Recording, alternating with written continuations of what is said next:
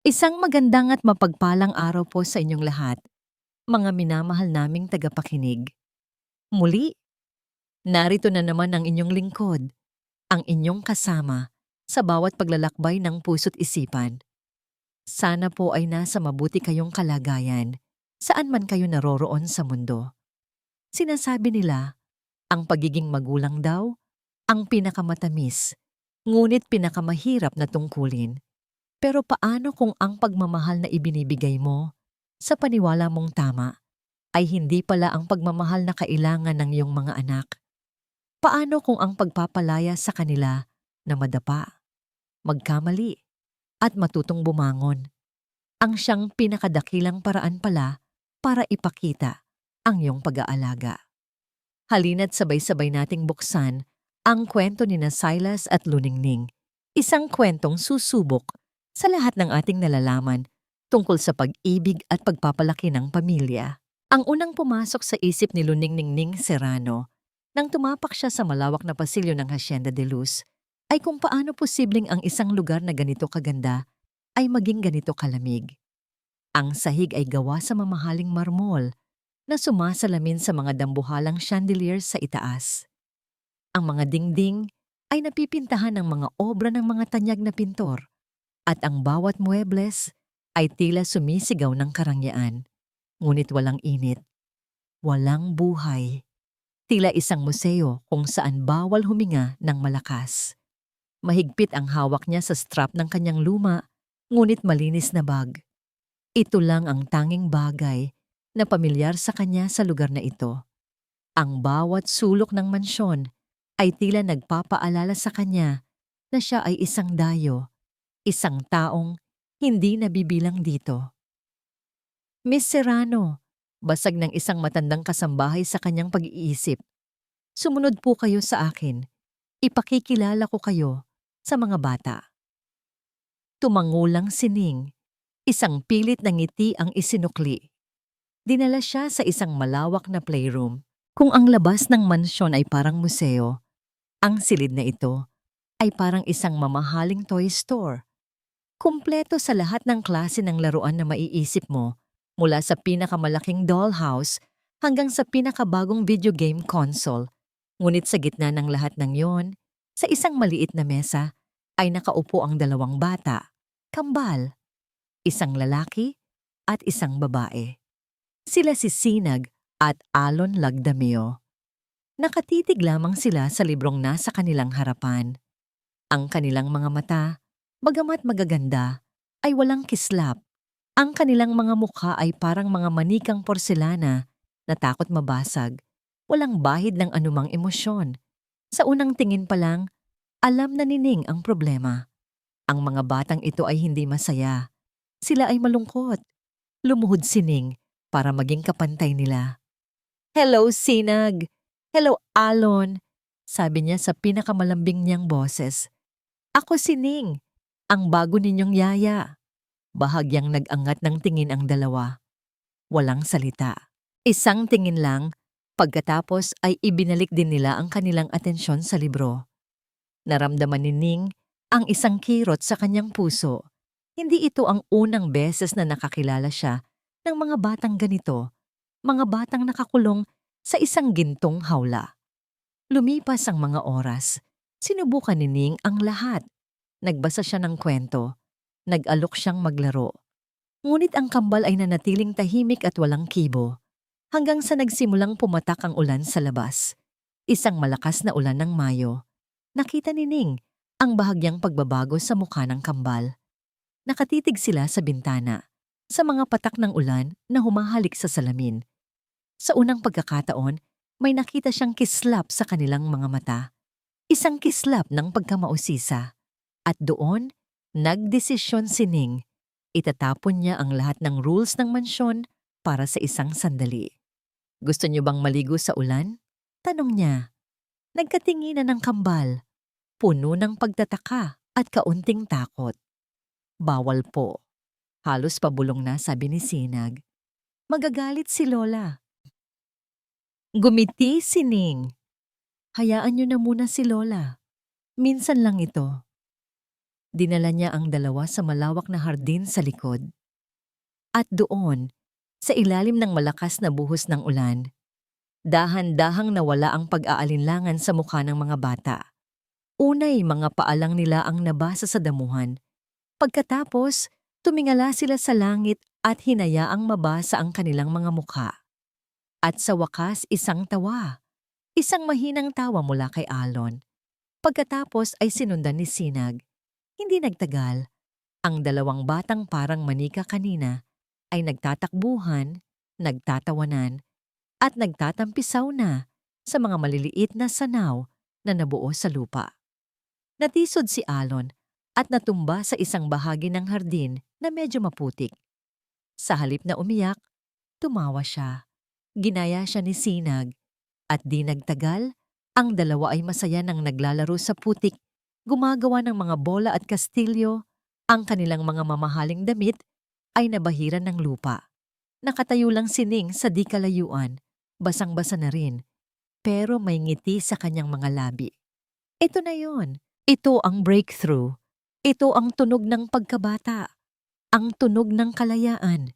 Ngunit ang masayang sandaling iyon ay biglang pinutol ng isang malakas at malamig na boses. Anong kabaluan ito? Nilingon ni Ning ang pinanggalingan ng boses.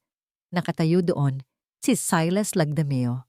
Matangkad, makisig, at nakasuot ng isang mamahaling business suit. Ang kanyang perpektong gupit na buhok ay bahagyang nabasa ng ambon at ang kanyang mga sapatos na gawa sa katad ay huminto ilang pulgada lang mula sa maputik na bahagi ng damuhan. Ang kanyang mukha ay isang maskara ng malamig na galit. Ang tawa ng mga bata ay biglang namatay. Napalitan ito ng takot. Mabilis silang nagtago sa likuran ni Ning. Sir Silas, nauutal na, sabi ni Ning. Hindi siya pinansin ni Silas.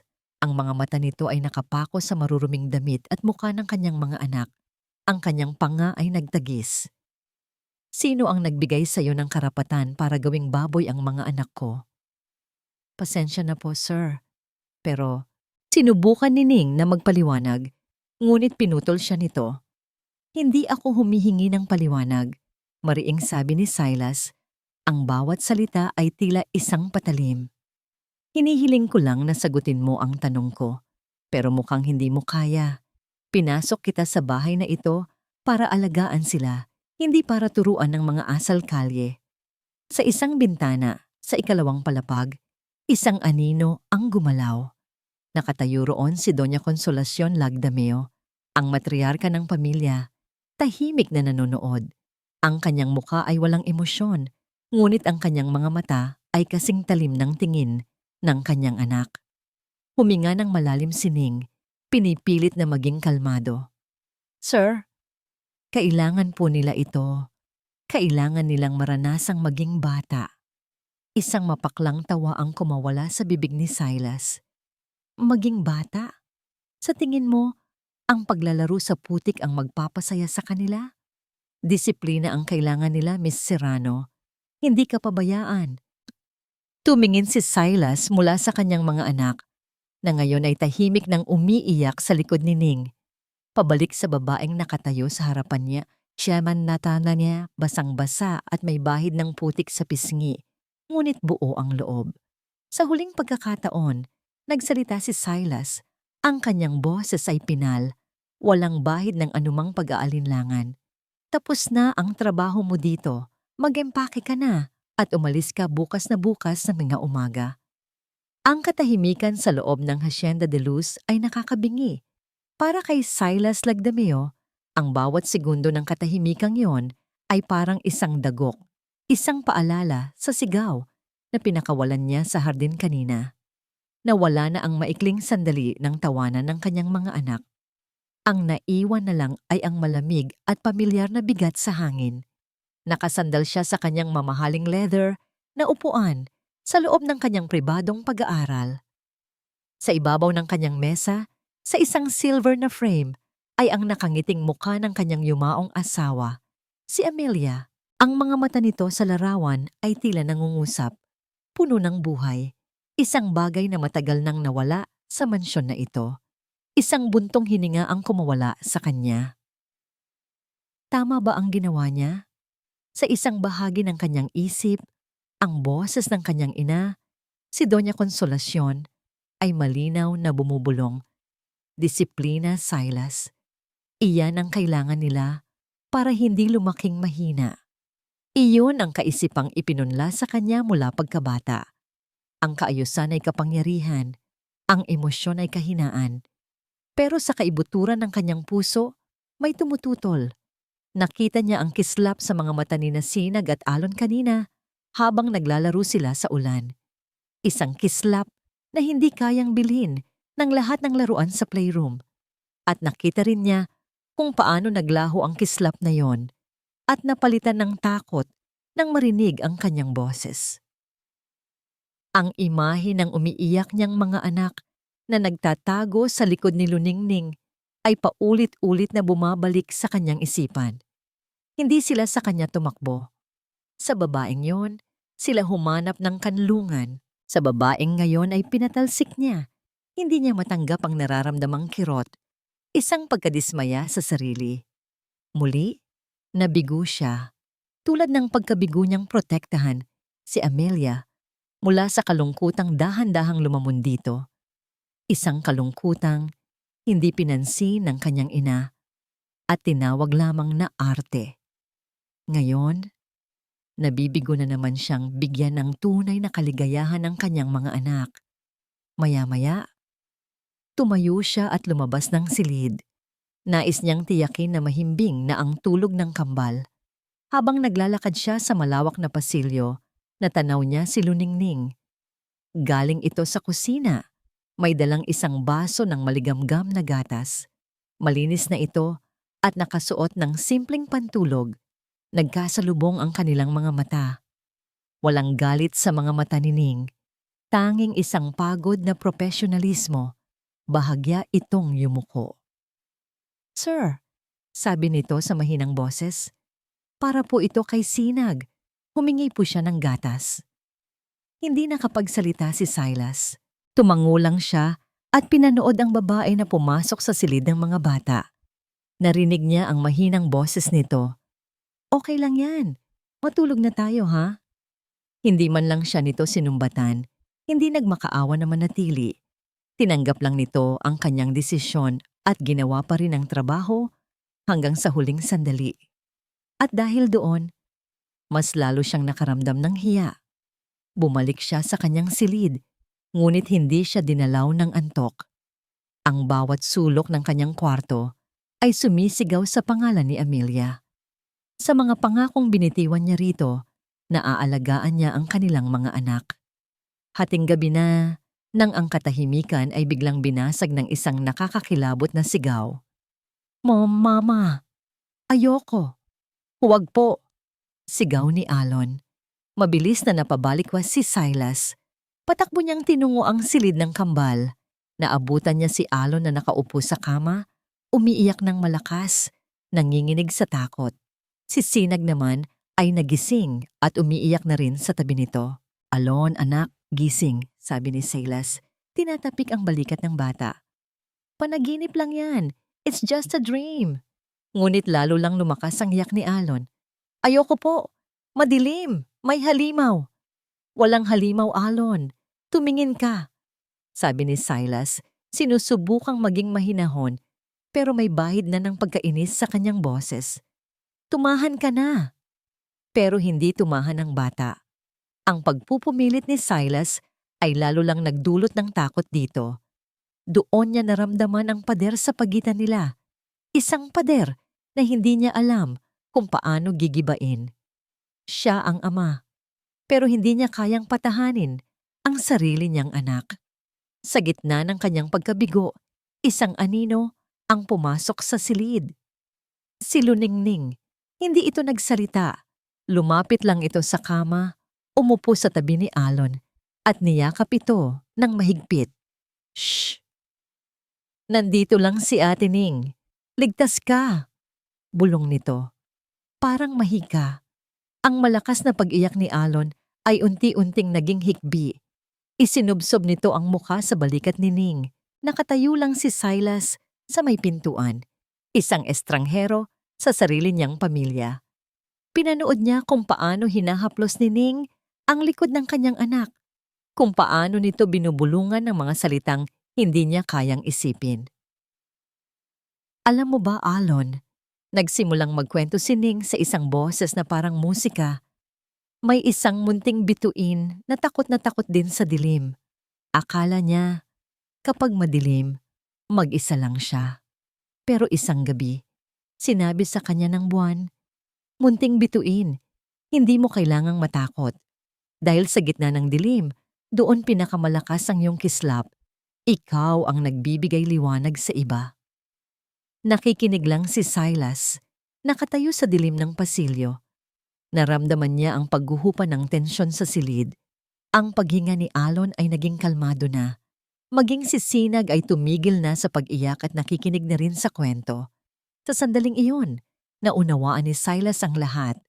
Ang ginawa ni Luningning sa hardin kanina, ang paglalaro sa putik, ay hindi kapabayaan.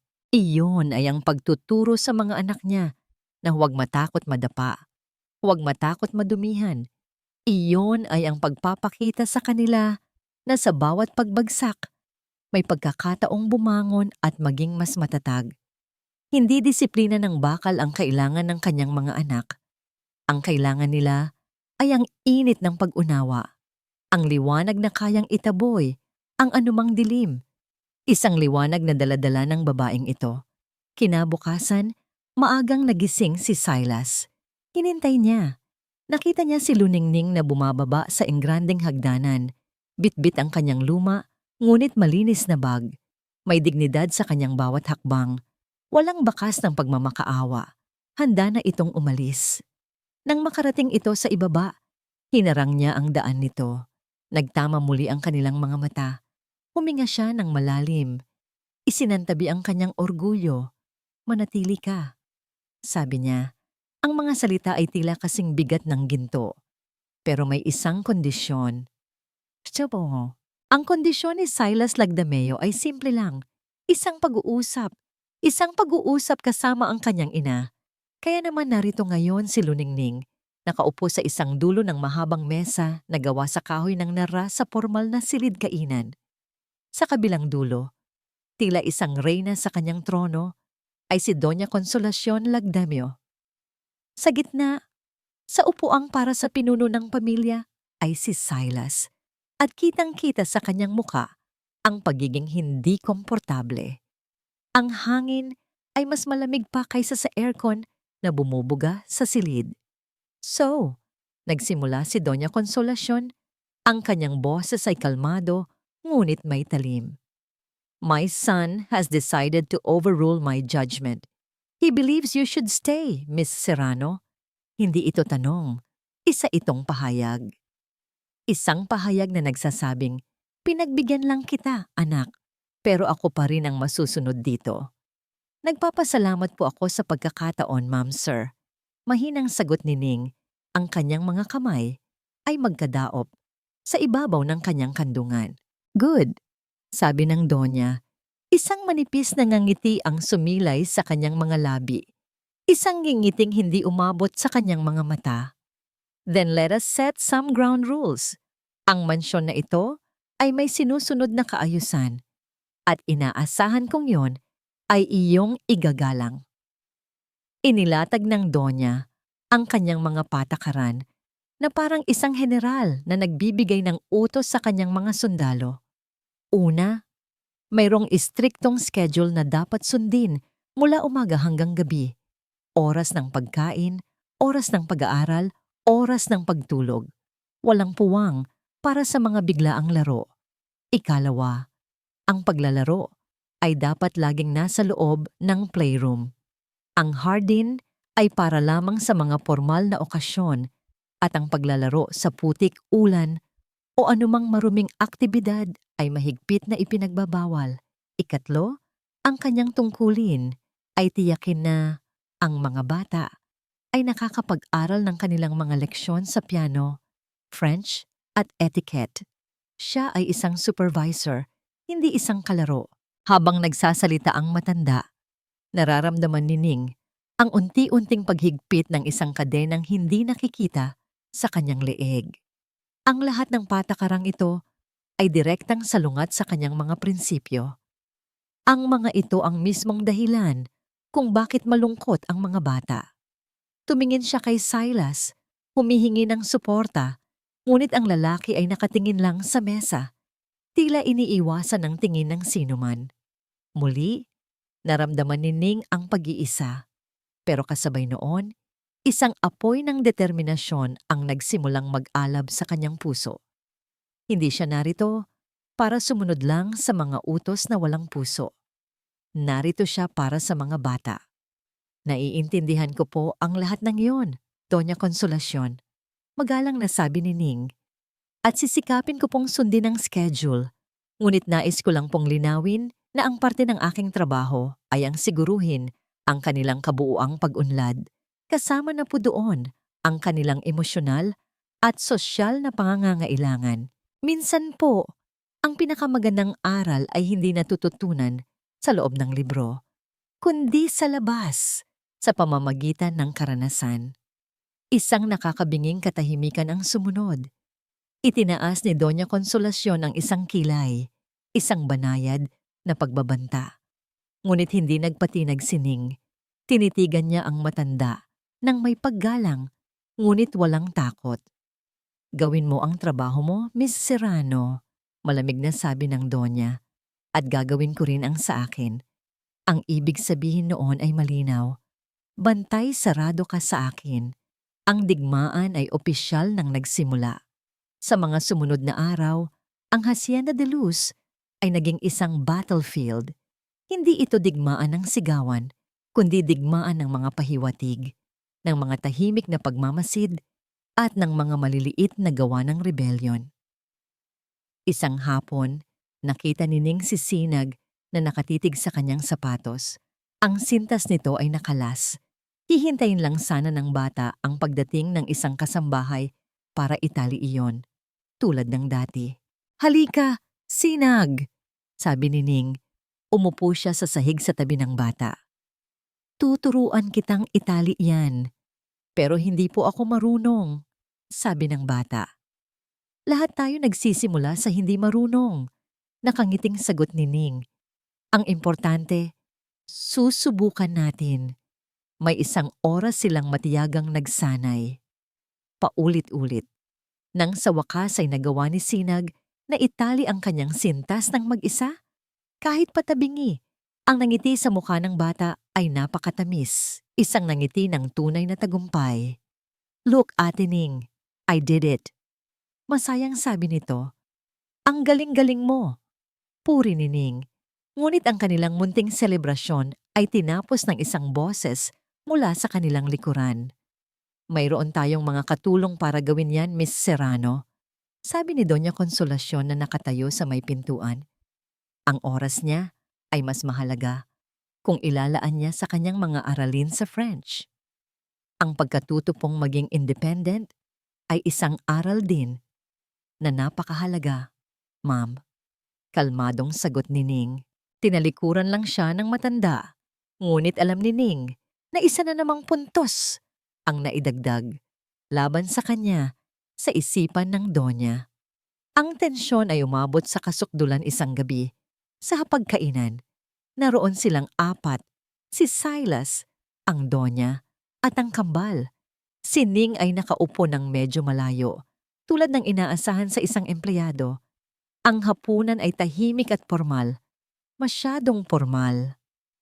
Alon, biglang sabi ng Donya, pinupunasan ng kanyang bibig ng isang linen na napkin. I heard from your tutor that you were distracted today. Is there a problem? Yumuko lang ang bata. Wala po, Lola. Tumingin ang Donya kay Ning. Miss Serrano, sana ay nasisiguro ninyong nakakapagpahinga ng maayos ang mga bata. Ang kanilang pag-aaral ang pinakamahalaga sa lahat. Umaasa akong hindi sila masyadong napapagod sa mga aktibidad na hindi naman pang-akademiko. Ang patama ay malinaw. Ang bawat salita ay may lason. Naramdaman ni Ning ang pag-init ng kanyang pisngi. Alam niyang pinapanood siya ni Silas. Alam niyang ito ang pagsubok. Huminga siya ng malalim. Sinusiguro ko po, ma'am, na balanse ang lahat para sa kanila. Hindi kontento, nagpatuloy ang Donya. Ang mga apo ko ay nararapat lamang sa pinakamahusay. Sigurado ka bang kwalipikado ka para sa ganitong responsibilidad? Baka naman ang kailangan nila ay isang taong may mas formal na pagsasanay. Iyon na yon. Isang direktang insulto, isang paghamak sa kanyang kakayahan. Naramdaman ni Ning ang pamilyar na kirot ng kanyang nakaraan. Yumuko na lang siya, walang maisagot.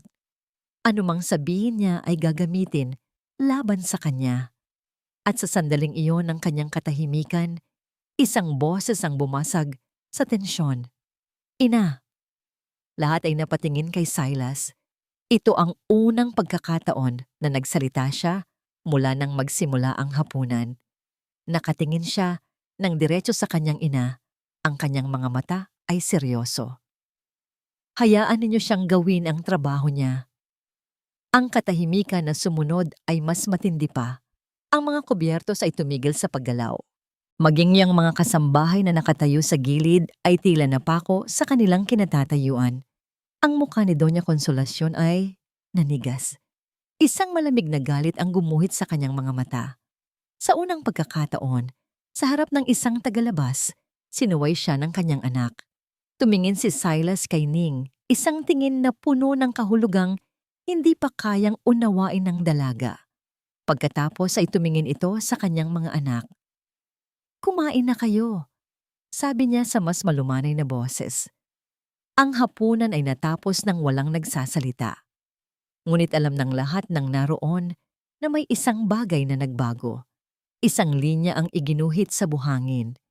At si Luningning Serrano, ang simpleng yaya, ay hindi na lamang isang empleyado. Isa na siyang kalaban.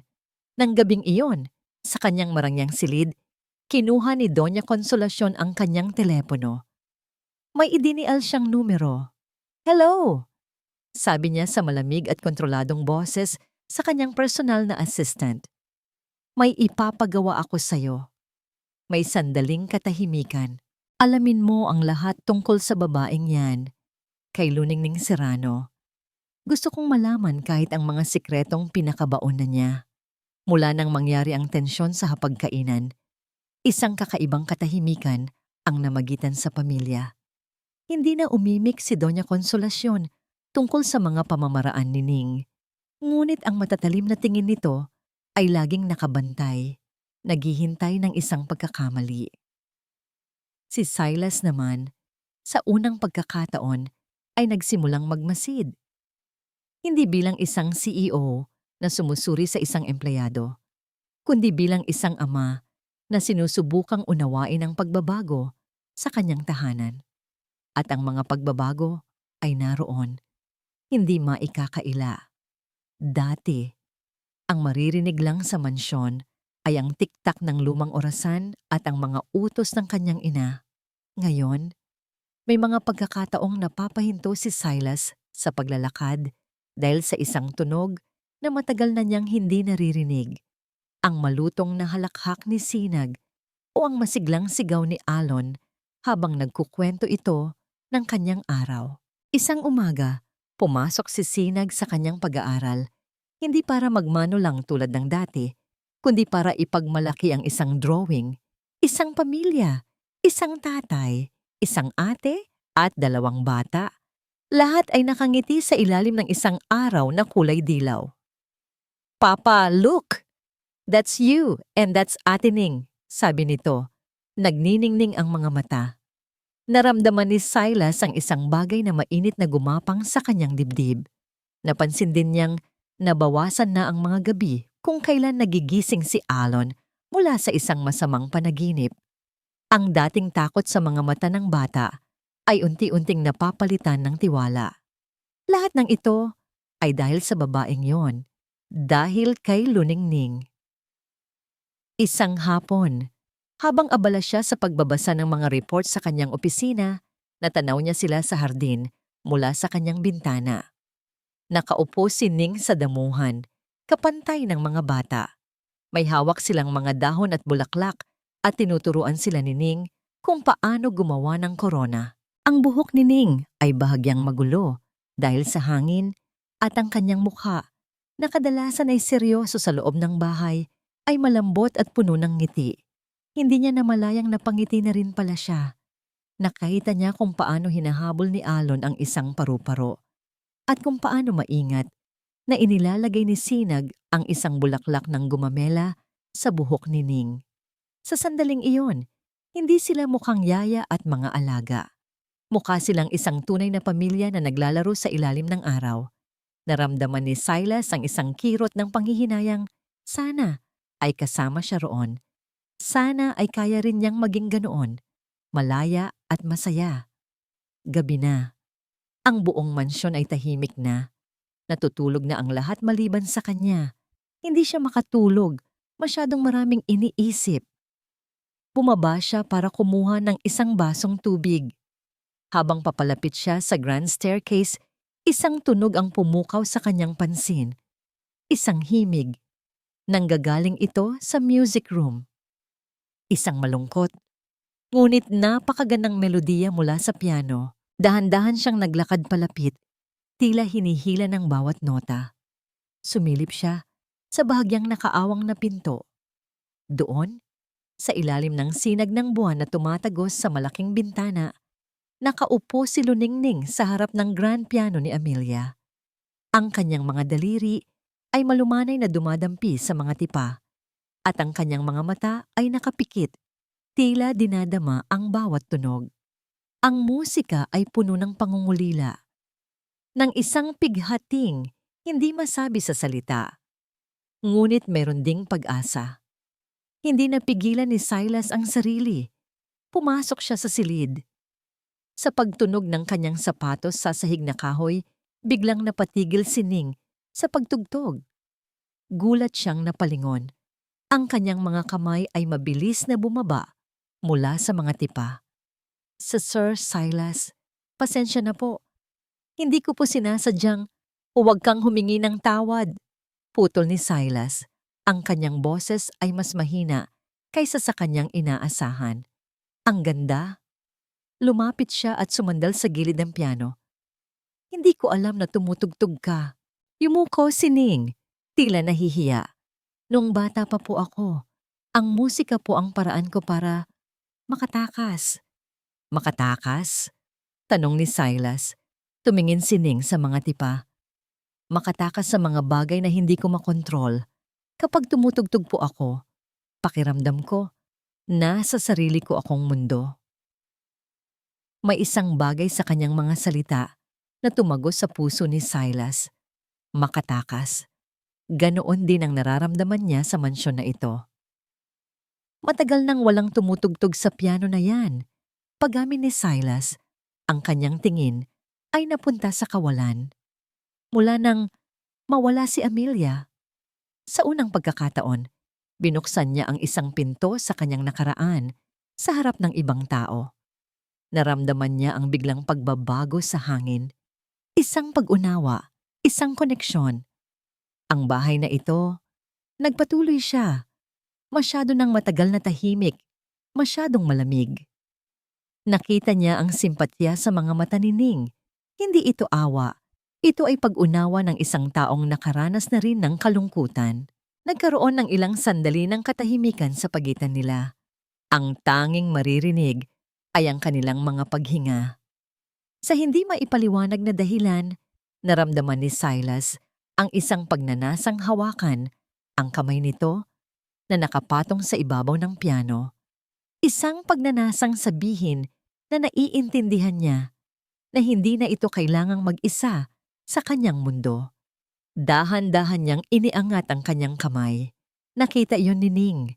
Nagtama ang kanilang mga mata. Isang kuryente ang tila dumaloy sa pagitan nila. Isang tanong na hindi masabi ng mga labi. Ilang pulgada na lang ang layo ng kanilang mga kamay. Ngunit biglang umiwas ng tingin si Ning at mabilis na ibinaba ang kanyang mga kamay sa kanyang kandungan. Agad ding binawi ni Silas ang kanyang kamay. Tila napaso. Ang sandali, ay nabasag. Pasensya na po, sabi ni Ning. Tumayo ito. Gabi na pala. Kailangan ko na pong magpahinga. Hindi na niya hinintay ang sagot ni Silas. Mabilis itong lumabas ng silid. Iniwan si Silas na nakatayo roon, mag-isa sa tabi ng piano. Ang himig ng musika ay nananatili pa rin sa hangin. Bumalik si Silas sa kanyang silid, ngunit ang kanyang isip ay hindi na mapakali. Ang pakiramdam ng kanyang halos paghawak sa kamay ni Ning ay nangingibabaw sa kanyang pandama. Ang imahe ng kanyang muka sa ilalim ng sinag ng buwan, ang lungkot at ganda sa kanyang musika. Napahawak siya sa kanyang dibdib. Naramdaman niya ang malakas at mabilis na pagtibok nito. Isang pagtibok na hindi dulot ng stress sa trabaho o ng galit. Ito ay iba. Pamilyar ngunit matagal nang kinalimutan. Humarap siya sa salamin at tinanong ang kanyang sarili sa katahimikan ng gabi. Bakit ganito kabilis ang tibok ng puso ko? Ang hangin sa pagitan ni Luningning at Silas ay nagbago pagkatapos ng gabing iyon sa music room. Ang dating formalidad ay nahaluan na ng isang kuryenteng hindi masabi sa salita. May mga pagkakataong nagkakatinginan sila sa pasilyo at isang mabilis na ngiti ang isinusukli ni Silas. Isang nanangiting totoo, hindi pilit. Si Ning naman, sa bawat pagkakataon, ay nakakaramdam ng kakaibang init sa kanyang dibdib na mabilis niyang iwinawaksi dahil sa takot. Para siyang naglalakad sa isang manipis na alambre. Sa isang banda ay ang kaligayahan, ang makitang unti-unting nagiging masaya at buo ang mga bata. Ang maramdamang pinahahalagahan siya ni Silas. Sa kabilang banda ay ang takot. Ang takot na lahat ng ito ay isang panaginip lamang na anumang oras ay maaari siyang magising. Isang Sabado ng umaga, nagulat si Ning nang sabihin ni Silas na wala itong pasok sa opisina. Mag-picnic tayo, sabi nito, isang bagay na hindi inaasahan ni Ning. Sa may lawa sa likod ng property, it's a perfect day for it. At naging perpekto nga ang araw na yon. Naglatag sila ng isang malaking kumot sa ilalim ng isang mayabong na puno ng mangga. Dala ni Ning ang isang basket na puno ng inihanda niyang pagkain. Adobong manok, kanin, at mga hiniwang prutas. Sa unang pagkakataon, nakita ni Ning si Silas na hindi nakasuot ng business suit. Naka-polo shirt lang ito at pantalon at tila nabawasan ng 10 taon ang kanyang edad. "Papa, let's race!" sigaw ni Alon at nagunahan sila ni Silas sa pagtakbo hanggang sa pampang ng lawa. Naiwan si Ning at si Sinag sa lilim ng puno. "Ate Ning!" sabi ng bata habang isinusuklay ang buhok ng kanyang manika. "I wish Mama was here. She would have liked you." Isang kirot ang naramdaman ni Ning sa kanyang puso. Niyakap niya ang bata. "I'm sure she's watching over you, Sinag. At sobrang proud siya sa'yo." Nang bumalik ang mag-ama, hiningal ngunit masaya, nagsalo-salo sila sa pagkain, nagkwentuhan sila tungkol sa mga bagay na simple. Ang paboritong kulay ni Sinag, ang pangarap ni Alon na maging piloto. Nagbahagi si Silas ng mga alaala ng kanyang pagkabata sa hasyenda. At si Ning, sa unang pagkakataon, ay nakaramdam na bahagi siya ng isang bagay na totoo. Para silang isang tunay na pamilya. Habang pinapanood niya si Silas na tinuturuan si Alon kung paano magpaigkas ng bato sa ibabaw ng tubig, isang malamig na takot ang biglang gumapang sa kanyang kalooban. Masyadong masaya, masyadong perpekto. Ang ganitong mga sandali sa kanyang karanasan ay laging may kasunod na pait. Kinagabihan, habang mahimbing nang natutulog ang mga bata, nag-vibrate ang telepono ni Ning, isang numerong hindi nakarehistro. Nag-alinlangan siyang sagutin, ngunit may kung anong nag-udyok sa kanya. Pumunta siya sa isang sulok ng hardin kung saan walang makakarinig. "Hello? Ning? Si Ben ito." Ang boses. Ang boses ng dati niyang katrabaho, ang nag-iisang kaibigan na hindi siya tinalikuran noong mga panahong gumuho ang kanyang mundo. Ben, napatawag ka? Ning, kailangan mong mag-ingat. Diretsong sabi ni Ben. May pag-aalala sa boses nito. May naririnig ako, Nig. Nagtatanong-tanong na naman sila. Agad na nanlamig ang buong katawan ni Ning. Ang kanyang mga kamay ay nagsimulang manginig. Sino? Kahit alam na niya ang sagot. Ang mga Valderrama, Ning. May kumausap sa dati nating boss. Tinatanong kung nasaan ka raw ngayon. Parang gumuho ang sahig na kinatatayuan ni Ning. Ang mga Valderrama. Ang pangalang yon ay isang sumpa. Isang bangungot na matagal na niyang sinusubukang kalimutan. Bakit ngayon pa? Halos pabulong na tanong ni Ning. Hindi ko alam. Basta mag-ingat ka dyan. Huwag kang gagawa ng kahit anong makakatawag ng pansin. Alam mo na ang kaya nilang gawin. Salamat, Ben. Pagkababa niya ng telepono, kinailangan niyang sumandal sa pader para suportahan ang sarili. Ang saya na naramdaman niya kaninang umaga ay parang bulang biglang naglaho. Ang anino ng kanyang nakaraan ay bumalik. Mas madilim at mas nakakatakot. Samantala, sa kabilang bahagi ng mansyon, sa malamig at tahimik na pag-aaral ni Doña Consolacion, isang lalaking nakasuot ng simpleng damit ang nagpatong ng isang manipis na brown envelope sa ibabaw ng kanyang mesa. May nahanap na po akong lead, Doña, sabi ng pribadong investigador. Binuksan ni Doña Consolacion ang envelope. Sa loob ay ilang piraso ng papel, mga lumang dokumento, isang curriculum vitae, at isang lumang article mula sa isang pahayagan. Ang kanyang mga mata ay nanliit habang binabasa ang mga nakasulat. Ang kanyang kilay ay unti-unting tumaas. Luningning Serrano, basa niya ng malakas. Graduate ng psychology. Dating child psychologist. Ngunit ang pangalan sa headline ng lumang artikulo ang nagbigay sa kanya ng isang malamig at nakakakilabot na ngiti. Isang ngiti ng tagumpay. Ang eskandalo ng pamilyang Valderrama. Natagpuan na niya. Natagpuan na niya ang sandatang wawasak sa babaeng sumusuway sa kanya. Nang gabing iyon, hindi mapakali si Ning sa kanyang pagtulog. Dinalaw siya ng bangungot na matagal na niyang iniiwasan. Mga pira-pirasong imahe. Ang tunog ng nababasag na salamin. Isang sigaw ng bata. Ang galit na mukha ni Senyor Valderrama. Ang mga salitang paulit-ulit na tumatatak sa kanyang isipan. Kasalanan mo ito. Sinira mo ang buhay ng anak ko. Nagising siyang humihingal. Ang kanyang lalamunan ay tuyo at ang kanyang damit ay basang-basa ng pawis. Niyakap niya ang kanyang mga tuhod, nanginginig sa dilim ng kanyang silid. Ang kaligayahang natikman niya ay lason pala. Isang paalala na hindi siya maaring maging masaya dahil ang mga anino ng kanyang nakaraan ay laging nakasunod, naghihintay ng tamang pagkakataon para lamunin siyang muli.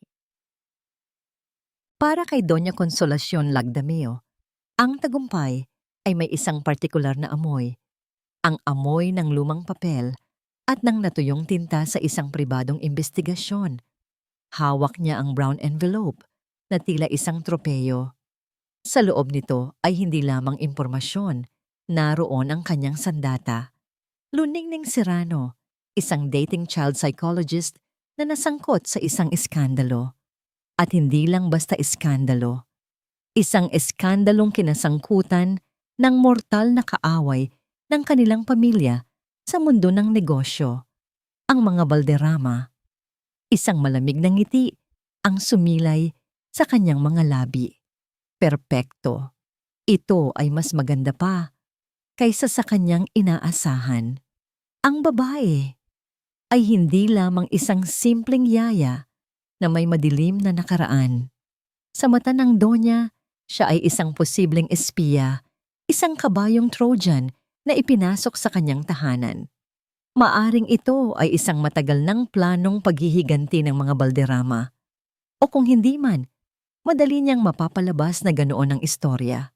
Kinuha niya ang kanyang telepono at muling tinawagan ang investigador. Ang kanyang boses ay mahinahon, ngunit may bakal sa likod nito. Gusto kong alamin mo kung meron pa ring anumang ugnayan si Serrano sa mga Valderrama. Isang tawag sa telepono, isang liham, isang pagbisita, kahit ano, at kailangan ko ang pruweba.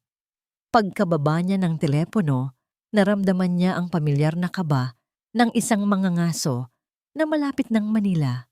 Ngayon, kailangan na lang niyang ihanda ang kanyang bitag at ang pain ay ang pagdududa ng kanyang sariling anak. Kinabukasan, sa almusal, ipinatupad niya ang unang bahagi ng kanyang plano. Ang lahat ay nasa mesa, si Silas, si Ning, at ang kambal. Ang kapaligiran ay mas magaan kaysa dati, isang bagay na kinasusuklaman ng Donya. Silas, nabasa ko sa dyaryo kanina, sabi niya sa isang kaswal na tono habang humihigop ng kanyang kape. Mukhang may malaking problema na naman ang Valderrama Corporation. Sa pagbanggit pa lang ng pangalang iyon, nakita niya ang halos hindi mapansing reaksyon mula kay Ning. Ang bahagyang paninigas ng kanyang mga balikat, ang paraan ng biglaang paghinto ng kanyang kamay na may hawak na kutsara. Maliit na bagay, ngunit para sa isang mapagmasid na mata tulad ng sa kanya, iyon ay isang pag-amin. Talaga, ma? Sagot ni Silas, hindi nag-aangat ng tingin mula sa kanyang tableta kung saan binabasa niya ang business news. Hayaan mo sila. The more problems they have, the better for us. Iyon nga rin ang iniisip ko, sabi ng Donya. Ang kanyang mga mata ay hindi inaalis kay Ning. Nakakapagtaka kung paano ang isang pamilyang dati ay napakakilala ay maaaring bumagsak dahil lang sa isang iskandalo. Ganyan talaga siguro kapag may mga taong hindi mapagkakatiwalaan sa kanilang paligid. Naramdaman niya ang pagbabago sa kilos ni Ning. Naging balisa ito. Yumuko na lang ito at mabilis na tinapos ang kanyang pagkain. Tagumpay. Ang unang patak ng lason ay naipainom na. Hinintay niya ang tamang pagkakataon. Nang hapong iyon, nakita niyang papasok si Silas sa kanyang pag-aaral. Sumunod siya. Anak, sabi niya sa isang boses na puno ng pag-aalala ng isang ina. Nag-angat ng tingin si Silas. Yes, ma. Isinara ng Donya ang pinto. Nais ko lang sanang sabihin na natututuwa ako. Nagulat si Silas. Natutuwa saan? Natutuwa akong makitang masaya ang mga bata. At nakikita kong may epekto sa'yo si Miss Serrano. Sinadya niyang gamitin ang mga salitang yon para magmukhang bukas siya at mapagbigay. Isang maliit na ngiti ang sumilay sa labi ni Silas. She's good for them, ma. I agree, sabi ng Donya. At ito na ang kanyang hudyat. Pero anak, kailangan pa rin nating mag-ingat. Nawala ang nangiti ni Silas. Ano ang ibig mong sabihin? Umupo ang Donya sa silya sa harap ng mesa ng anak. Tinitigan niya ito sa mata. Ang kanyang mukha ay isang perpektong maskara ng pag-aalala. Nag-aalala lang ako para sa kaligtasan ng mga apo ko. Halos wala tayong alam tungkol sa babaeng yan. Bigla na lang siyang dumating. Hindi ba't nakakapagtaka? Ina? He's just a nanny. Dumaan siya sa background check ng ahensya. Ang mga ahensya ay nagkakamali rin, Silas. Mahinahong sabi ng Donya. Ang punto ko lang, hindi siya kasing simple ng kanyang ipinapakita. May lungkot sa kanyang mga mata, isang bagay na itinatago. Hindi ba't mas mabuting malaman natin kung ano yon? Para sa kapakanan ng mga bata. Nakita niya ang pagtatalo sa isip ng kanyang anak. Ang bahagi niyang nagtitiwala kay Ning at ang bahagi niyang sinanay niyang laging maging maingat at mapaghinala. Tumayo ang Donya at hinawakan ang balikat nito. Ang kanyang huling mga salita ay ibinulong niya na parang isang sikreto, puno ng pagmamahal ng isang ina ngunit may nakatagong kamandag. Isipin mo na lang, anak, ang isang taong walang itinatago ay hindi magkakaroon ng ganyang kadilim na nakaraan. Hindi na niya hinintay ang sagot nito. Iniwan niya si Silas sa loob ng silid. Alam na ang mga salitang iyon ay iiwan ng marka. Parang lason na dahan-dahang gumagapang sa ugat. Kinagabihan, nakita ni Silas si Ning na naglalakad sa pasilyo. Galing ito sa silid ng kambal at may dala itong libro. Ngumiti ito sa kanya. Ang parehong na ngiti na sa mga nakaraang araw ay nagpapatibok ng kanyang puso. Ngunit ngayon, sa unang pagkakataon, hindi na niya iyon nakita bilang isang simpleng ngiti. Sa likod niyon nakita niya ang anino ng mga tanong na ipinunla ng kanyang ina. Ano ang itinatago mo? Sino ka ba talaga? Nawala ang nangiti ni Ning nang makita ang pagbabago sa ekspresyon ni Silas. May problema po ba, sir? Lumapit si Silas. Ang kanyang mga mata ay seryosong sinusuri ang bawat pulgada ng kanyang mukha. Pinigilan niya ang sarili na maging marahas. Ngunit ang pagdududa ay naroon na. Ning, sabi niya, ang kanyang boses ay mahina, ngunit mabigat. Mayroon bang isang bagay na hindi mo sinasabi sa akin? Ang tanong ni Silas ay binitawan sa hangin, mabigat at malamig. Mayroon bang isang bagay na hindi mo sinasabi sa akin? Nakita niya ang gulat sa mga mata ni Luningning. Agad itong napalitan ng isang emosyong hindi niya mabasa.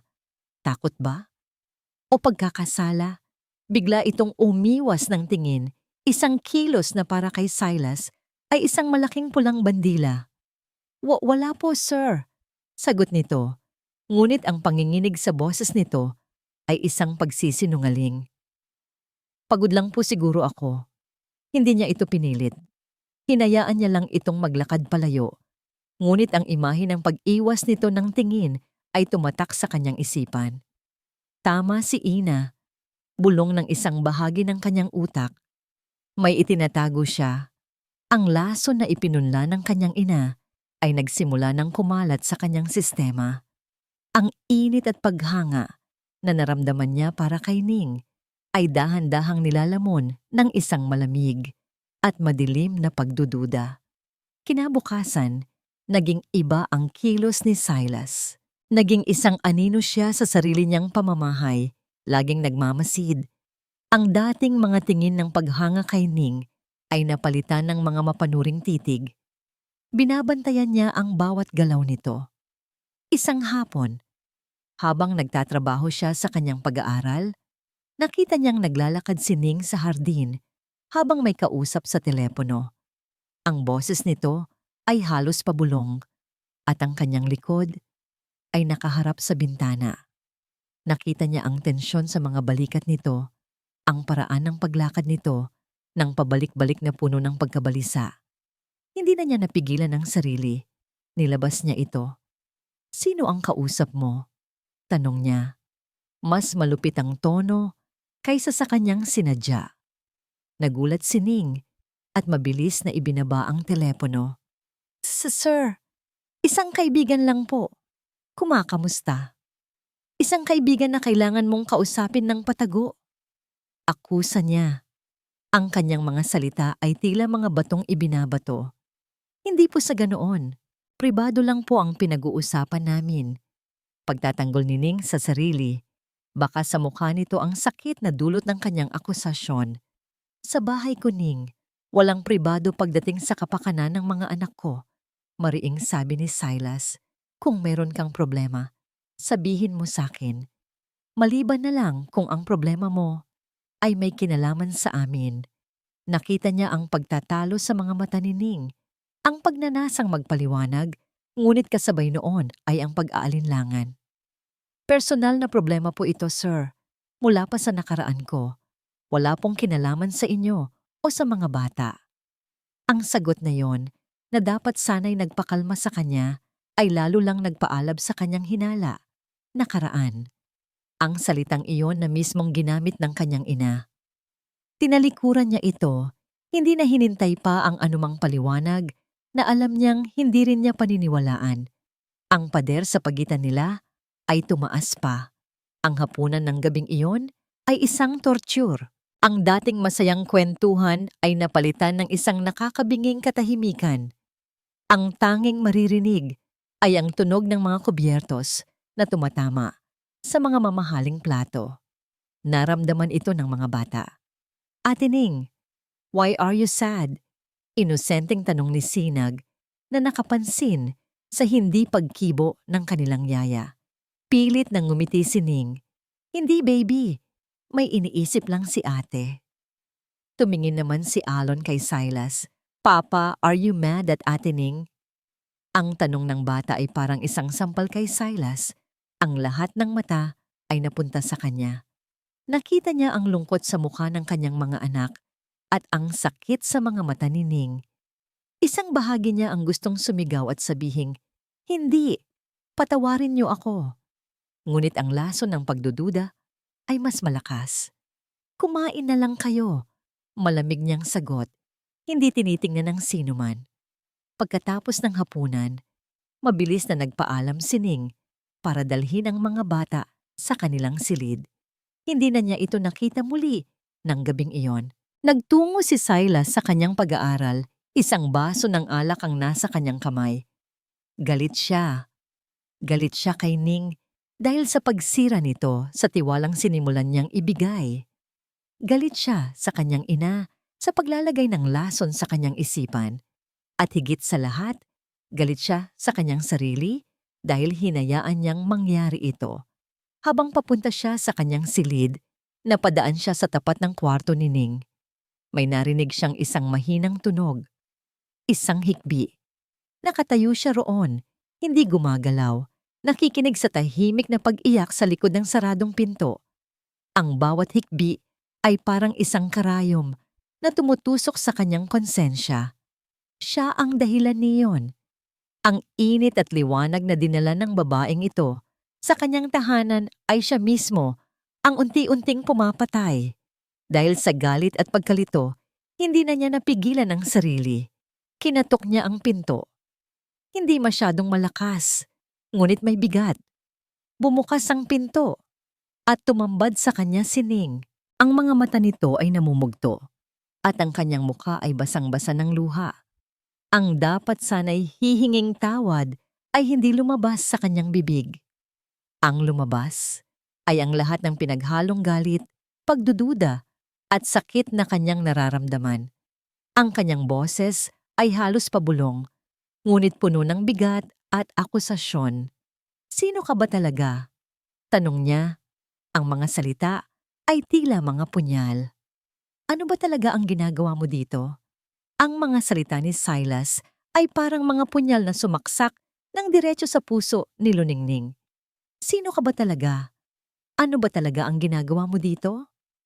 Sa isang iglap, ang lahat ng pader na itinayo niya sa paligid ng kanyang puso para protektahan ang sarili ay gumuho. Ang mga luhang pinipigilan niya kanina ay bumuhos na ng walang tigil. Ngunit sa ilalim ng lahat ng sakit, isang bagay ang nagbago sa loob niya. Napagod na siya. Pagod na siyang magtago. Pagod na siyang matakot. Pinunasan niya ang kanyang mga luha gamit ang likod ng kanyang kamay. Ang kanyang mga mata, bagamat namumugto, ay nag-aalab ngayon sa isang emosyong hindi pa nakikita ni Silas sa kanya. Isang halo ng pighati at tapang. "Gusto mo bang malaman ang totoo, Sir Silas?" Sabi niya. Ang kanyang boses ay nanginginig ngunit may bigat. "Gusto mo bang malaman kung sino talaga ako?" Hindi siya hinintay na sumagot. Tinalikuran niya ito at naglakad palabas ng kanyang silid. Nagulat si Silas ngunit sumunod ito sa kanya. Hindi sila pumunta sa sala o sa kusina. Nagtuloy-tuloy si Ning hanggang sa marating nila ang napakalaking library ng mansyon. Ang lugar ng katotohanan, ang lugar ng mga aklat at kaalaman. Humarap siya kay Silas sa gitna ng silid, sa ilalim ng malamlam na ilaw ng isang lampara. "Hindi po ako simpleng yaya lang," panimula niya at hindi ko pinangarap na maging isa. Huminga siya ng malalim, inihahanda ang sarili na muling buksan ang mga sugat na matagal na niyang ibinaon. Ang pangalan ko ay Luningning Serrano at isa po akong lisensyadong child psychologist. O mas tamang sabihin, dati po akong child psychologist. Nakita niya ang bahagyang pagkunot ng noo ni Silas. I loved my job. Pagpapatuloy niya, ang kanyang boses ay napupuno ng pait ng alaala. Minahal ko ang bawat batang tinulungan ko.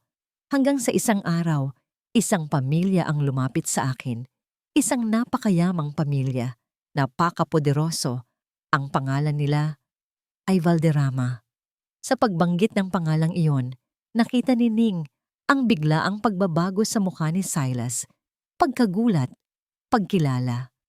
Ang kanilang anak, sabi ni Ning, ay may malalim na pinagdadaanan. May mga issue siya sa galit at pagkontrol ng emosyon. Tinanggap ko siya, tinulungan ko siya, at unti-unti nakikita ko na ang pagbabago. Ngunit ang mga magulang niya, wala silang pasensya. Gusto nila ng mabilisang solusyon, isang himala. Nagsimulang mangilid muli ang kanyang mga luha. Ang mga imahe ng nakaraan ay nagsimulang bumalik. Malinaw na parang kahapon lang nangyari.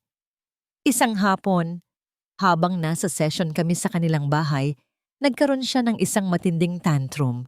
Sinubukan ko siyang pakalmahin, ginawa ko ang lahat ng itinuturo sa libro, lahat-lahat ng natutunan ko.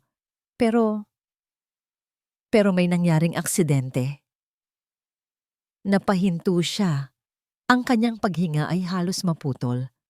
Nahulog po siya mula sa balkonahe ng kanyang silid. Hindi siya namatay, pero napuruhan siya ng malubha. Ang katahimikan sa library ay nakakabingi. Para iligtas ang kanilang pangalan, halos pabulong na sabi ni Ning, para pagtakpan ang katotohanang hindi nila natutukan ang sarili nilang anak, ginamit nila ang lahat ng kanilang pera at impluwensya. Sinira nila ako. Ipininta nila ako bilang isang pabaya at incompetent na psychologist. Binawi ang lisensya ko. Winasak nila ang pangalan ko, ang pangarap ko, ang buong buhay ko. Tumingin siya ng diretso sa mga mata ni Silas. Ang kanyang mga luha ay malayang dumadaloy sa kanyang pisngi. Ngunit hindi na ito mga luha ng takot. Ito ay mga luha ng isang taong inagawan ng lahat. Kaya heto ako ngayon, Sir Silas. Nagtatago sa ilalim ng pagiging isang yaya. Dahil ito na lang ang tanging paraan para maipagpatuloy ko ang bagay na mahal ko, ang pag-aalaga sa mga bata. Ito na lang ang natira sa akin. Nakatulala lang si Silas. Ang lahat ng piraso ng puzzle ay biglang nagkabit-kabit sa kanyang isipan. Ang kakaibang pamamaraan ni Ning, ang kanyang lalim, ang kanyang pasensya, ang lungkot sa kanyang mga mata. Lahat ay may dahilan, at ang dahilan ay mas masakit at mas malupit kaysa sa kanyang inaakala. Ang laso ng pagdududa sa kanyang sistema ay biglang napalitan ng isang napakabigat na alon ng pagsisisi. Ang masakit dito, sabi ni Ning, ang kanyang boses ay basag na, ay hindi ang pagkawala ng karir ko, hindi ang paninira ng mga Valderrama, kasi sanay na ako doon. Tumingin siya sa kanya, ang sakit ng pagtataksil ay malinaw na nakaguhit. Sa kanyang mukha, ang pinakamasakit sa lahat ay ang isipin na sa kabila ng lahat ng nakita mo, sa kabila ng lahat ng pinagsamahan natin kahit sa sandaling panahon, ay pinaniwalaan mo pa rin na kaya kong gumawa ng masama. Pinaniwalaan mo isa akong banta sa mga anak mo. Parang isang sampal ang mga salitang yon kay Silas. Bumagsak ang kanyang mga balikat sa bigat ng katotohanan. Ning, hindi ko alam, nauutal niyang sabi. Dahan-dahan siyang lumapit, iniangat ang kanyang kamay, isang kilos ng pagsuyo, ng paghingi ng tawad. Patawarin mo ako. Ngunit bago pa man dumampi ang kanyang kamay sa balikat nito, mabilis na umatras si Ning na parang napapaso. Ang tiwala ay nawasak na, ang pader ay naitayo na. At sa sandaling iyon ng kanilang nasirang koneksyon, sa sandaling handa na si Silas na aminin ang kanyang pagkakamali at subukang ayusin ang lahat, ang malaking pinto ng library ay dahan-dahang bumukas. Nakatayo roon si Doña Consolacion. Ang kanyang mukha ay isang maskara ng malamig na tagumpay. At sa tabi niya, may dalang isang itim na briefcase ay ang abogado ng pamilyang Lagdamio. Tumingin ang Donya kay Ning na umiiyak pa rin. Pagkatapos ay kay Silas na puno ng pagsisisi. Isang manipis at mapanuyang ngiti ang gumuhit sa kanyang mga labi. Tunay na nakakaantig ng damdamin, sabi niya sa isang boses na walang bahid ng anumang emosyon. Ngunit hindi nito binabago ang katotohanan na ikaw ay isang panganib sa pamilyang ito. Kailangan mo nang umalis at Nakatayo si Silas sa gitna ng library, sa pagitan ng dalawang babae na kumakatawan sa kanyang mundo. Sa isang panig, si Luningning, sugatan, umiiyak, ngunit buo ang katotohanan. Sa kabilang panig, ang kanyang ina, malamig, makapangyarihan, at hawak ang lahat ng baraha. At sa tabi nito, ang abogado, isang tahimik na simbolo ng batas na kayang baluktutin ng pera. Para siyang nasa isang bangungot kung saan sinusubukan niyang sumigaw, ngunit walang boses na lumalabas. Ang pagsisisi sa kanyang dibdib ay napakabigat. Halos hindi na siya makahinga. Hindi ako naniniwala sa mga drama, Miss Serrano. Basag ni Doña Consolacion sa katahimikan. Ang boses nito ay kasing talim ng yelo. Ang pinaniniwalaan ko ay ebidensya. Sumenya siya sa abogado. Binuksan ng lalaki ang kanyang itim na briefcase at inilabas ang isang manipis na folder. Inilatag niya ito sa mesa. Ano yan? Mahinang tanong ni Silas, kahit pa meron na siyang masamang kutob. Pruweba. Simpleng sagot ng kanyang ina. Kinuha ng abogado ang isang papel. Ayon sa aming investigasyon, sabi nito sa isang boses na walang emosyon, may mga tala kami ng ilang tawag sa telepono sa pagitan ni Miss Serrano at isang numerong konektado sa isang dating empleyado ng Valderrama Corporation. Ang mga tawag na ito ay naganap sa mga nakaraang linggo, sa mga panahong pribado. Kaibigan ko po iyon. Mabilis na sagot ni Ning. Ang kanyang boses ay puno ng desperasyon. Tinawagan niya ako para bigyan ng babala. Dahil alam niyang nag-iimbestiga na naman ang mga Valderrama. Isang mapanuyang tawa ang kumawala sa Donya. Isang napakagandang kwento. Ngunit sa korte, Miss Serrano, ang tawag ay tawag. Ang koneksyon ay koneksyon. Isang babaeng may madilim na nakaraan sa mga Valderrama na ngayon ay nagtatrabaho sa bahay ng kanilang pinakamalaking karibal at patuloy na nakikipag-ugnayan sa kanila. Sabihin mo sa akin, Silas. Lumingon ito sa kanya. Ano ang iisipin ng board of directors kung malaman nila ito? This is insane, ma! Sigaw ni Silas. Sa wakas ay nakahanap ng boses. Pinipilipit ninyo ang lahat. Ipinapakita ko lang ang katotohanan, mariing sabi ng Donya. Ngunit pagkatapos ay lumapit ito sa kanya. Ang boses nito ay bumaba, naging isang bulong na para lamang sa kanya. Isang bulong na puno ng ultimatum. Ngayon anak, may pagpipilian ka. Tumingin ito kay Ning na parang isang basahan. Pagkatapos ay ibinalik ang tingin sa kanya. Paalisin mo ang babaeng iyan ngayon din. At hinding-hindi mo na siya muling makikita o kakausapin. Kalimutan mo na siya. Kung gagawin mo yan, ang lahat ng ito ay mananatiling sikreto sa loob ng 4 na sulok ng silid na ito. Huminga ito ng malalim. Inihahanda ang kanyang huling, pinakamabigat na alas. Pero kung pipiliin mo siya, kung ipagpipilitan mo ang kahibangang ito, nagbago ang kanyang mukha. Nawala ang pagiging ina. Ang natira ay isang malamig at walang awang negosyante. Gagamitin ko ang lahat ng yaman at kapangyarihan ko para siguruhin ang pangalang Luningning Serrano ay magiging katumbas ng eskandalo at kapabayaan. Walang sinumang tatanggap sa kanya.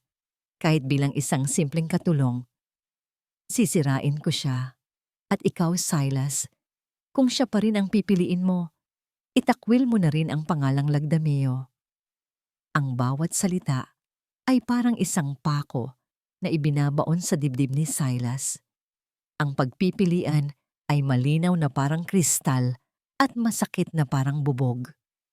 Ang babaeng unti-unti na niyang minamahal o ang buong buhay na kanyang kinalakihan, ang kinabukasan ng kanyang mga anak, ang pangalan ng kanyang pamilya. Tumingin siya kay Ning. Nakita niya ang takot sa mga mata nito, ngunit sa ilalim noon, nakita niya ang pag-unawa. Nakikita nito na siya ay sukdulan. Nakikita nito na wala siyang laban. Ang imahe ng kanyang asawang si Amelia ay biglang pumasok sa kanyang isipan. Ang paraan ng pagmamakaawa nito noon, ang pagkabigo sa mga mata nito nang hindi niya ito kayang ipaglaban mula sa kontrol ng kanyang ina. At ngayon, nangyayari na naman muli. Ang kasaysayan ay umuulit at siya pa rin ang duwag na bida. Naramdaman niya ang paglamig ng kanyang dugo. Ang kanyang mga kamay ay nanigas sa kanyang tagiliran. Wala siyang masabi, wala siyang magawa. Siya ay isang preso ng kanyang sariling pangalan, ng kanyang sariling kayamanan. At sa katahimikan ng kanyang pagkatalo, si Luningning ang gumawa ng desisyon. Nakita niya ang pagbabago sa mukha nito. Ang mga luha ay tumigil sa pagpatak. Ang desperasyon ay napalitan ng isang malungkot ngunit matatag na determinasyon. Tumingin ito sa kanya, hindi na may sakit, kundi may awa. Wag po. Halos pabulong nitong sabi, hindi para sa Donya, kundi para sa kanya. Huminga ito ng malalim. Tila tinitipon ang lahat ng natitirang lakas. Hindi ko po hahayaang masira ang pamilya ninyo dahil sa akin. Tumingin ito kay Silas, isang huling, malungkot na tingin. Aalis na po ako. Huwag ninyong sirain ang kinabukasan ninyo at ng mga bata dahil sa akin. Hindi na niya hinintay ang sagot. Walang lingon-likod. Dahan-dahan itong tumalikod at naglakad palabas ng library. Ang bawat hakbang ay tila isang dagok sa puso ni Silas. Naiwan si Silas na nakatayo roon, nakikinig sa unti-unting paghina ng mga yabag nito sa marmol na sahig. Tila tunog ng kanyang sariling puso na unti-unting tumitigil sa pagtibok. Pinanood niya itong umalis. Hinayaan niya itong umalis. Natalo siya sa laban nang hindi man lang lumalaban. Nakatayo si Silas sa gitna ng pasilyo, isang estatwang gawa sa pagsisisi. Ang mga yabag ni Luningning ay tuluyan ng naglaho, ngunit ang eko nito ay nananatili, umuulit-ulit sa kanyang isipan, kasabay ng tibok ng kanyang durog na puso. Tinalikuran siya ng kanyang ina at ng abogado, iniwan siyang mag-isa sa kanyang pagkatalo. Ang bigat sa kanyang dibdib ay halos hindi na niya makayanan. Natalo na naman ako, isip niya. Tulad ng dati, dahan-dahan siyang naglakad, walang tiyak na direksyon. Ang kanyang mga paa ay tila may sariling isip. Dinala siya nito sa pasilyo kung nasaan ang silid ng mga bata. At doon, sa likod ng bahagyang nakaawang na pinto ng silid ni Ning, narinig niya ang tunog na tuluyang gumising sa kanyang kaluluwang natutulog. Ang pag-iyak ng kanyang mga anak. Ate Ning, please don't leave us. Hikbi ni Sinag.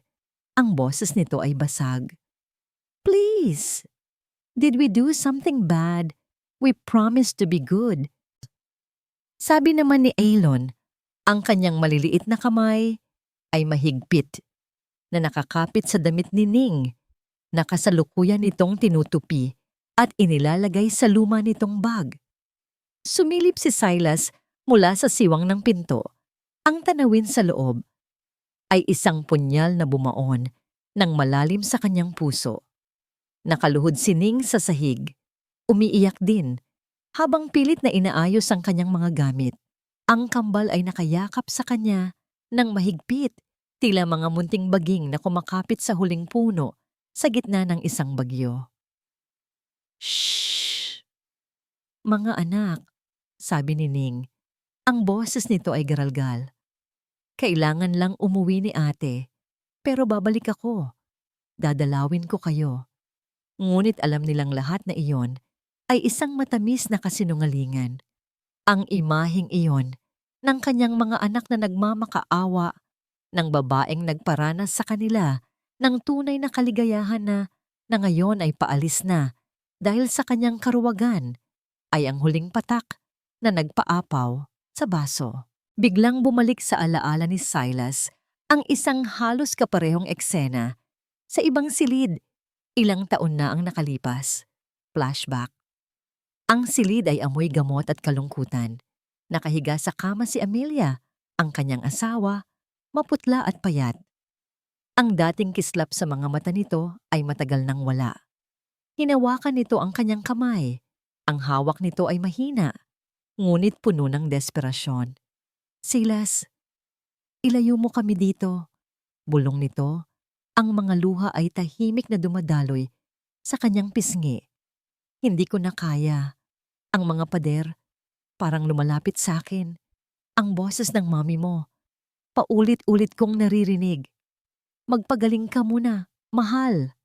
Sagot niya, isang pangakong walang laman. Kapag malakas ka na. Hindi na ako lalakas dito, Silas. Hindi mo ba nakikita? Umiyak ito. Pinapatay ako ng bahay na ito. Pinapatay ako ng kontrol niya. Please, ipaglaban mo naman kami. Ngunit hindi niya ginawa. Natakot siya. Natakot siya sa kanyang ina, sa eskandalo, sa pagbabago. At ang takot na yon ang naging laso na tuluyang pumatay sa ilaw ng kanyang tahanan. End of flashback. Isang malakas na, hindi, ang halos sumabog mula sa kanyang dibdib. Ngayon, sa harap ng isa na namang babaeng nagmamakaawang ipaglaban, sa harap ng kanyang mga anak na umiiyak, tumanggi na siyang maging duwag muli. Ang pagsisisi ay naging puot. Ang puot ay naging tapang. Hindi na siya nag-isip. Ang kanyang mga paa ay kusa ng gumalaw.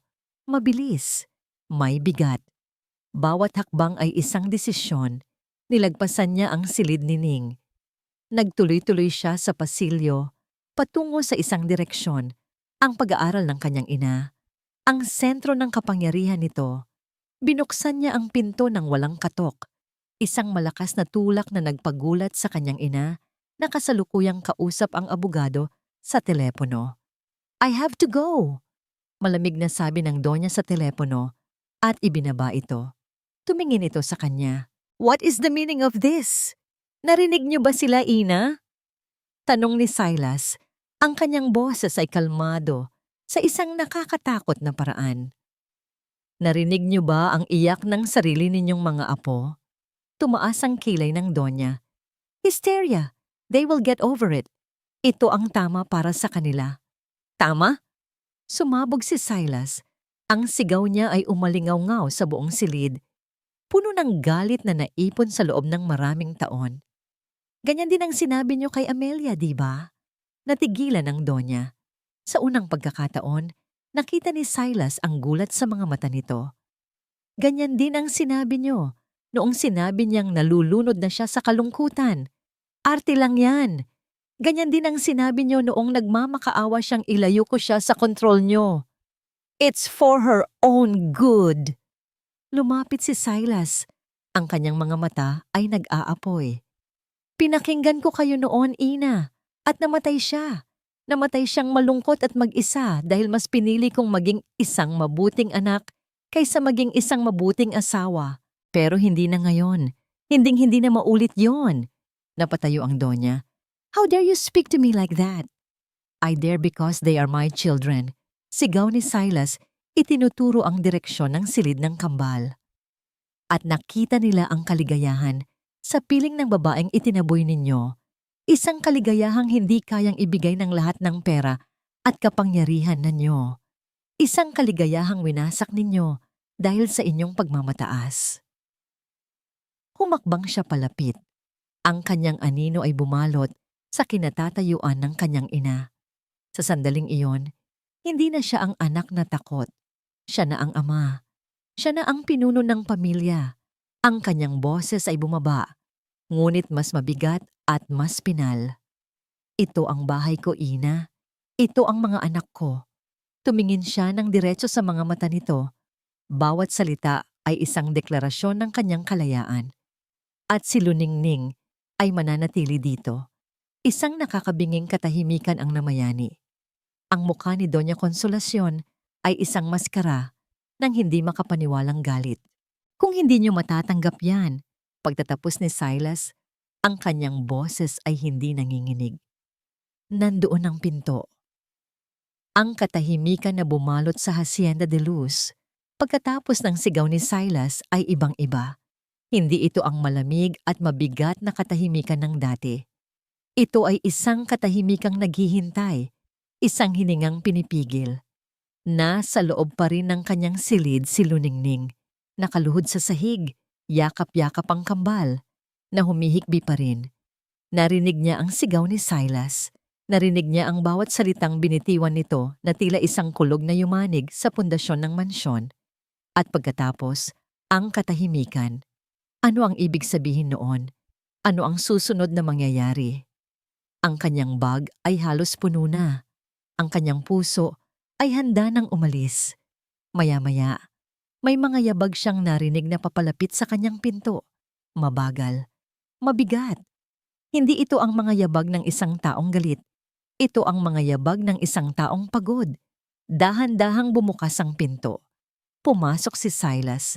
Ang lalaking nakatayo sa harapan niya ngayon ay hindi ang malamig na CEO o ang nagdududang amo. Ang nakita niya ay isang lalaking tila kalalaya lang mula sa isang matagal na pagkabilanggo. Ang kanyang buhok ay bahagyang magulo. Ang kanyang damit ay lukot. At sa kanyang mga mata, may isang bagay na hindi pa niya nakikita dati. Isang halo ng matinding pagsisisi at isang nakikiusap na kahinaan.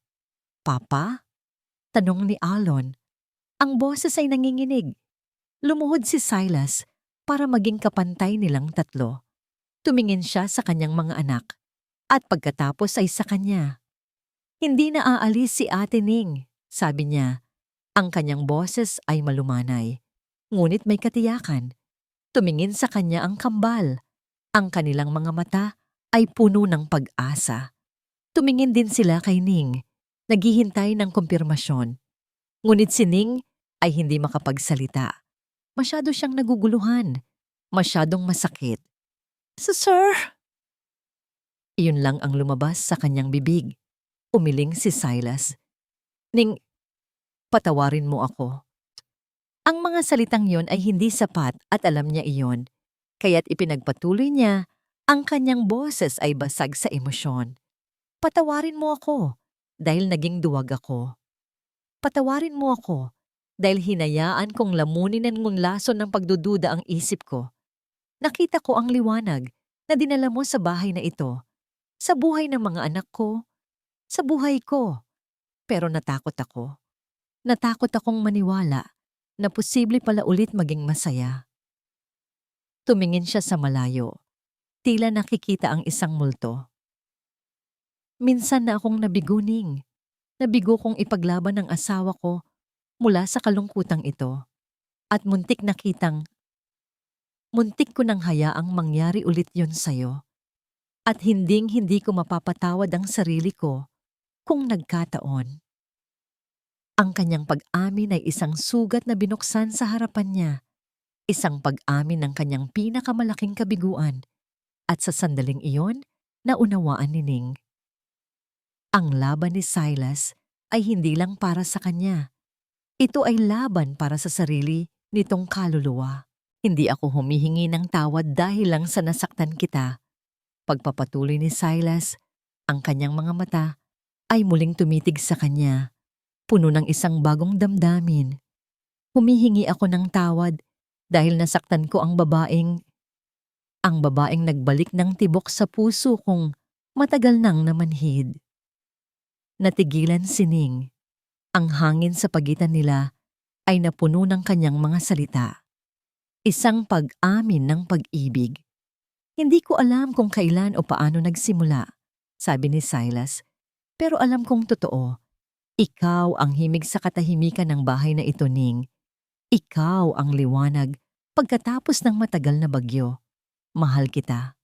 Ang puso ni Ning, na kanina lang ay durog na durog, ay nagsimulang tumibok ng malakas. Ang mga luha ng sakit ay napalitan ng mga luha ng hindi makapaniwalang pag-asa. Dahan-dahan, inihatid ni Silas ang kambal sa kanilang mga kama. Hinalikan niya sila sa noo at ipinangakong paggising nila. Naroon pa rin si Ate Ning. Pagkatapos ay bumalik siya sa silid ni Ning kung saan ito naiwang nakatayo. Hindi pa rin makagalaw. Isinara niya ang pinto. Silang dalawa na lang. Lumapit siya, ngunit sa pagkakataong ito, hindi na umatras si Ning. Hinawakan niya ang mga kamay nito. Mainit. Totoo. Ning, sabi niya ulit, mas mahina na ngayon. Hindi ko nahahayaang may manakit pa sa'yo. Hindi na ako papayag. Manatili ka. Hindi bilang yaya, kundi bilang kung papayag ka, manatili ka para sa akin. Tumingala si Ning sa kanya. Sa kanyang mga mata, nakita niya ang lahat. Ang pagsisisi, ang katapatan, ang pag-ibig, at ang puso niyang matagal nang nagtayo ng pader ay sa wakas ay sumuko na. Dahan-dahan, tumango siya. Isang tango na nagsasabing, pinapatawad na kita. Isang tango na nagsasabing, oh. At sa sagot na yon, dahan-dahang inilapit ni Silas ang kanyang mukha sa kanya. Ang kanilang mga labi ay nagtagpo. Hindi ito isang halik ng pagnanasa, kundi isang halik ng pasasalamat. Isang halik na nagpapagaling. Isang halik na nagsasabing, nandito na ako, umuwi na ako. Sa gitna ng kanilang katahimikan, isang mahinang katok sa pinto ang bumasag sa sandali. Bahagyang lumayo si Silas at binuksan ang pinto. Isa sa mga kasambahay ang nakatayo roon, may hawak na isang sobre. Pasensya na po sa abala, sir. Sabi ng kasambahay, yumuko ito. May special delivery po na dumating. Para po kay Miss Serrano. Inabot ng kasambahay ang sobre kay Ning. Nagtaka siya. Sino ang magpapadala sa kanya ng sulat dito? Kinuha niya ang sobre. Gawa ito sa mamahaling papel. At sa sulok, may isang markang nakaukit sa ginto. Isang letrang pamilyar sa kanya. Isang letrang nagdudulot ng kilabot sa kanyang buong pagkatao. Ang letrang V para sa mga Valderrama. Ilang buwan ang lumipas. Ang Hacienda de Luz ay hindi na ang malamig na museo na unang tinapakan ni Luningning. Ang katahimikan ay napalitan na ng mga halakhak na umaalingaw-ngaw sa matataas na pader. Ang amoy ng floor wax ay nahaluan na ng amoy ng bagong lutong tinapay mula sa kusina. Ang mga kurtina ay laging nakabukas, hinahayaang pumasok ang sikat ng araw. Ang dating mansyon ay isa ng tunay na tahanan. Ang sobre na may markang va ay hindi naging isang bagyo, kundi isang huling pagsubok. Isang pagsubok na hindi na hinarap ni Ning ng mag-isa. Sa isang malamig na conference room sa puso ng Makati, umupo si Ning sa tapat ni Senyor Valderrama. Ngunit ngayon, sa kanyang tabi, mahigpit na hawak ang kanyang kamay, ay si Silas. Hindi po ako naparito para maghiganti, mahinahong sabi ni Ning. Ang kanyang boses ay matatag. Naparito po ako para sa katotohanan. Inilatag ng abogado ni Silas ang mga bagong ebidensya, mga testimonya, mula sa ibang mga dating katulong ng mga Valderrama na nagpapatunay sa kapabayaan nila at isang pagsusuri mula sa ibang eksperto na nagsasabing ang aksidente ay hindi maiiwasan dahil sa kondisyon ng bata na hindi nila sinabi kay Ning. Hindi sila humingi ng pera. Ang hiningi lang nila ay isang pampublikong paghingi ng tawad at ang pagbabalik ng kanyang lisensya. Sa harap ng hindi matatawarang ebidensya at sa banta ng isang mas malaking eskandalo, walang nagawa ang mga Valderrama kundi sumuko. Paglabas nila sa gusaling iyon, sa ilalim ng sikat ng araw, niyakap ni Silas si Ning. Sa unang pagkakataon sa loob ng maraming taon, naramdaman ni Ning ang tunay na kalayaan. Hindi na siya isang anino na nagtatago. Siya na si Luningning Serrano, buo, at hindi na muling matatakot. Ang kaarawan ng kambal ay isang masayang selebrasyon sa hardin. Puno ito ng mga lobo, mga kaibigan, at tawanan. Habang abala ang lahat, isang delivery man ang naghatid ng isang regalo. Isang malaking kahon na walang nagpadala, maliban sa isang maliit na card na may nakasulat na, "Para kina Sinag at Alon, maligayang kaarawan, Lola." Nagkatinginan si Silas at Ning. Hindi ito isang paghingi ng tawad, ngunit isa itong simula. Isang maliit na puting bandila na iwinawagayway mula sa malayo. Isang pag-amin sa sarili nitong paraan na ang kaligayahan ng mga bata ang pinakamahalaga. Sa gitna ng kasiyahan, isa sa mga kalaro ni Sinag ang lumapit kay Ning. "Are you their new mommy?" Tanong ng bata. Bago pa man makasagot si Ning, sumagot si Sinag. Ang kanyang boses ay puno ng pagmamalaki. "She's not our new mommy. She's our nanay, Ning." "Yeah, she's our nanay," segunda naman ni Alon, at niyakap niya si Ning ng mahigpit sa baywang. "Nanay." "Ina." Ang salitang iyon ay tumagos sa puso ni Ning na parang isang mainit na agos. Naramdaman niya ang pangingilid ng kanyang mga luha. Ngunit sa pagkakataong ito, mga luha ito ng purong kaligayahan. Tumingin siya kay Silas na nakatayo sa di kalayuan, pinapanood ang lahat. Ang nangiti sa mukha nito ay sumasalamin sa lahat ng pagmamahal at kasiyahang nararamdaman niya. Hapon na. Ang mga bisita ay nagsiuwian na. Ang natira na lang sa hardin ay silang apat. Habang papalubog ang araw, naghahabulan sina Sinag at Alon sa damuhan. Ang kanilang mga tawa ay sumasabay sa huni ng mga kuliglig. Umupo si Silas at Ning sa isang bench sa ilalim ng puno ng mangga. Ang parehong puno kung saan sila unang nagpiknik. Pinanood nila ang kanilang mga anak. Malaya, masaya, at walang bahid ng takot na madumihan. "Tingnan mo sila," sabi ni Silas. Ang kanyang boses ay puno ng pagkamangha. Parang kailan lang, sumandal si Ning sa kanyang balikat. Dahil natuto silang tumakbo nang walang takot na madapa. At natuto silang kahit madapa sila, mayroong sasalos sa kanila. Niyakap siya ni Silas, hinahaplos ang kanyang buhok. Ang hangin ay malamig, ngunit ang init sa pagitan nila ay sapat na. Ang dating malamig na mansyon sa kanilang likuran ay nagliliwanag ngayon. Bawat bintana ay tila isang bituin. Hinalikan niya ang tuktok ng ulo ni Ning. Ang kanyang puso ay umaapaw sa pasasalamat. Tinitigan niya ang babaeng nagbago ng lahat. Ang babaeng nagturo sa kanya kung paano maging isang ama, kung paano muling magmahal. "Salamat," bulong niya. "Salamat sa pagdating mo sa buhay namin." Tumingin si Ning sa kanya. Ang mga mata nito ay nagniningning sa ilalim ng papalubog na araw. Ngumiti si Silas, isang nangiting puno ng pagmamahal at katiyakan. "Ikaw ang aming tahanan." At dito po nagtatapos ang paglalakbay natin sa kwento ng pag-ibig at pagpapatawad ni Silas at Luningning. Mula sa kaibuturan ng aking puso, maraming salamat po sa inyong tapat na pagsama sa amin sa bawat kabanata. Isang karangalan ang maging bahagi ng inyong mga araw, ang maging kasama ninyo sa inyong mga sandali ng pamamahinga. Habang isinusulat ko ang kwentong ito, kasama rin ninyo akong kinilig sa mga simpleng sandali, nasaktan sa mga pagsubok at umasa sa gitna ng kadiliman, sapagkat ang kwento ni Silas at Ning ay higit pa sa isang simpleng pag-iibigan. Ito ay isang paalala na ang tunay na pagmamahal ay hindi pagkontrol, kundi pagpapalaya. Na ang tunay na lakas ay hindi nasusukat sa yaman, kundi sa tapang na ipaglaban ang tama at aminin ang pagkakamali.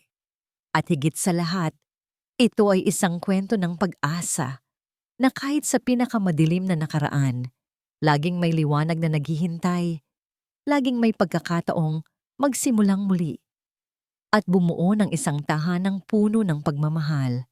Ngayon, nais ko namang marinig ang inyong boses. Aling bahagi ng kanilang paglalakbay ang pinakatumatak sa inyong puso? Ano ang aral na inyong baon-baon mula sa kanilang kwento? Naghihintay po akong mabasa ang inyong mga saloobin sa comment section. Ang inyong mga mensahe ang siyang nagbibigay buhay at inspirasyon sa manunulat na tulad ko. Hanggang sa susunod nating pagkikita sa panibagong kwento, lagi po kayong mag-iingat